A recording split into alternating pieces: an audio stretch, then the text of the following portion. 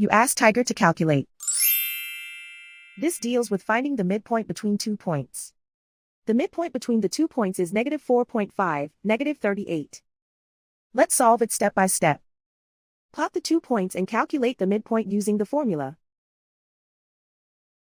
The coordinates of point 1 are, x1 equals 36, y1 equals -80.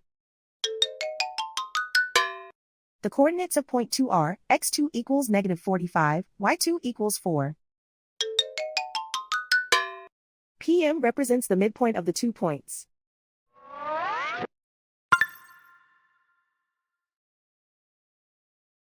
Use the x values in the midpoint formula to find the midpoints x. x1 equals 36. x2 equals -45. Simplify the arithmetic.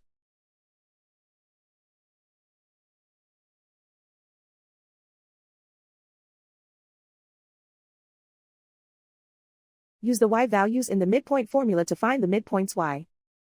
y1 equals -80.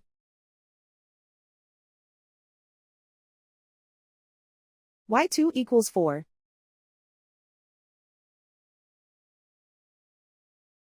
Simplify the arithmetic.